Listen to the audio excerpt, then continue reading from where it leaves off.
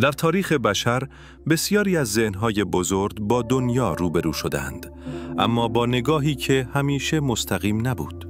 چهره‌های ماندگار مثل آلبرت اینشتین، امیلی دیکنسون و لودویگ فان بتهوون همگی ویژگی مشترکی داشتند: دشواری در برقراری ارتباط چشمی با دیگران. این مشکل نه ضعف، بلکه بخشی از ذهن پیچیده و حساس آنها بود. ذهنی که به جزئیات و مفاهیم عمیق دنیای درونی توجه بیشتری داشت تا شکل ظاهری و نمایش بیرونی. مواجهه با نگاه مستقیم برای ذهنی که همیشه در لایه‌های عمیق تفکر غوطه‌ور است، نوعی فشار غیرقابل تصور ایجاد می‌کند. برای انسان‌های خلاق و حساس، هر نگاه مستقیم بار معنایی و عاطفی دارد و نه فقط اطلاعات سطحی. نگاه مستقیم دریچه‌ای به داوری، کشف ضعف‌ها و مواجهه با لحظه واقعی تجربه است. آلبرت اینشتین که ذهنش همیشه میان فرمول‌ها و مفاهیم زمان و فضا در نوسان بود، وقتی مجبور به برقراری تماس چشمی میشد، نوعی اضطراب و تمرکز زدایی تجربه می‌کرد. این بخشی از ساختار درونی مغز بود، نه نشانه کم جرأتی. در آثار تاریخی و ادبیات نیز نمونه‌ها فراوان است. امیلی دیکنسون، شاعر بزرگ آمریکایی، نامه‌ها و خاطراتش نشان می‌دهد که اغلب از جمع‌ها و مواجهه‌های چشمی اجتناب می‌کرد، اما همین محدودیت باعث شد دنیای درونیش غنی‌تر شود و جزئیات ظریف احساسات انسانی را با دقت بیشتری درک کند. نگاه نکردن مستقیم در واقع نوعی محافظت از ذهن و حساسیت درونی است و همزمان امکان تفکر و تحلیل عمیق را فراهم می‌آورد. امکانی که خیلی از کسانی که به ظاهر راحت نگاه می‌کنند هرگز تجربه نمی‌کنند. این ویژگی، یعنی دشواری در ارتباط چشمی، به نوعی امضا و نشانه اصالت ذهن و شخصیت است. افرادی که از نگاه مستقیم اجتناب می‌کنند، جهان را با لایه‌های پنهان و با حواس تقویت شده تجربه می‌کنند. جزئیاتی که اغلب برای دیگران قابل مشاهده نیست. سکوت و فاصله در اینجا به زبان دیگری تبدیل می‌شوند. زبانی که پیام‌های دقیق و عمیق منتقل می‌کند، بی آنکه فشار یا نمایش بیرونی ایجاد شود. این نگاه متفاوت همان چیزی است که ذهن بزرگانی مثل بتهوون و دیکنسون را قادر ساخت دنیا را با عمق و ظرافت بی‌نظیری تجربه کنند و آثاری خلق کنند که تا قرنها ماندگار ماند. در روانشناسی، ناتوانی در برقراری ارتباط چشمی اغلب به عنوان ضعف دیده نمی شود، بلکه انعکاسی است از حساسیت و پیچیدگی ذهنی. مغز انسان هنگام نگاه مستقیم سیلی از اطلاعات عاطفی، اجتماعی و شناختی را دریافت می کند و برای ذهن‌های عمیق و حساس این حجم داده‌ها گاهی سنگین و فشارآور است.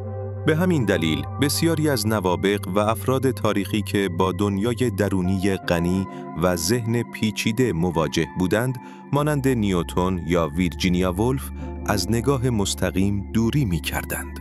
این دوری نه فرار، بلکه راهی برای محافظت و تمرکز بر عمق تجربه ذهنی بود. افرادی با چنین ویژگی جهان را از زوایای متفاوتی می‌بینند. جزئیات ظریف، رفتارهای غیر کلامی، لحن صدا و سکوت‌ها برای آنها معنادارتر است. توانایی برداشت این لایه‌های پنهان اغلب در افرادی که راحت نگاه می‌کنند دیده نمی‌شود. ذهن‌های حساس از همین فاصله و دقت فهمی عمیق از انسان‌ها و محیط به دست می‌آورند. حتی در تاریخ، کسانی که نگاه مستقیم را دشوار می‌دانستند، اغلب خلاقیت و تحلیلشان بیشتر بوده است. توانایی که کارل یونگ آن را توانایی پنهان در ضعف ظاهری می‌نامد. جالب این که این ویژگی تأثیری غیر مستقیم اما قدرتمند بر تعامل اجتماعی دارد. اجتناب از نگاه مستقیم به جای ایجاد فاصله واقعی، امکان مشاهده و درک دقیق‌تر را فراهم می‌کند. افراد حساس می توانند واکنش‌ها، تغییرات لحظه‌ای و جزئیات ناپیدا را ثبت کنند و از آنها برای تحلیل موقعیت‌ها و تصمیم‌گیری‌های پیچیده بهره ببرند. این همان مهارتی است که ذهن‌های تاریخی و بزرگ در کارهایشان به کار گرفتند. دیکنسون با نوشته‌هایش، بتهوون با موسیقی و اینشتین با نظریه‌هایش نشان دادند که توانایی‌های عمیق ذهنی گاهی با دوری از فشار نگاه مستقیم تقویت می‌شوند و جهان را از زاویه‌ای متفاوت و با عمق بیشتر تجربه می‌کنند. در واقع نگاه نکردن مستقیم نه نشانه انزوا، بلکه زبانی متفاوت است. زبانی که در سکوت و فاصله معانی پیچیده و ظریف را منتقل می کند. این تجربه ترکیبی از حساسیت، تمرکز و تحلیل عمیق است که بسیاری از ذهن‌های بزرگ تاریخی را قادر ساخت تا خلاقیت و درک منحصر به فرد خود را شکل دهند، بدون آنکه ظاهر و فشارهای اجتماعی بر آنها غلبه کند. با نگاهی به تاریخ و زندگی ذهن‌های بزرگ، روشن می‌شود که دشواری در برقراری ارتباط چشمی نه تنها مانعی برای موفقیت نبوده، بلکه گاهی منبع قدرت و خلاقیت بوده است.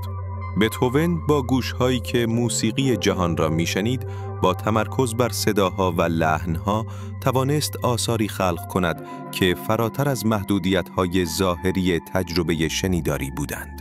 دیکنسون با نامه‌ها و اشعارش احساسات و جزئیاتی را بیان کرد که اگر مجبور بود نگاه مستقیم داشته باشد، شاید هیچگاه فرصت بروز آنها را پیدا نمی‌کرد. حتی اینشتین با ذهنی درگیر پیچیدگی زمان و فضا نشان داد که تمرکز و درک عمیق گاهی نیازمند فاصله و اجتناب از فشارهای اجتماعی است، از جمله نگاه مستقیم دیگران. این ویژگی نوعی امضای شخصیتی است که نادر و با ارزش است. ذهن‌های حساس که نگاه مستقیم را دشوار می‌یابند، جهان را با لایه‌های بیشتری تجربه می‌کنند. لایه‌هایی که از چشم‌های دیگران پنهان می‌ماند.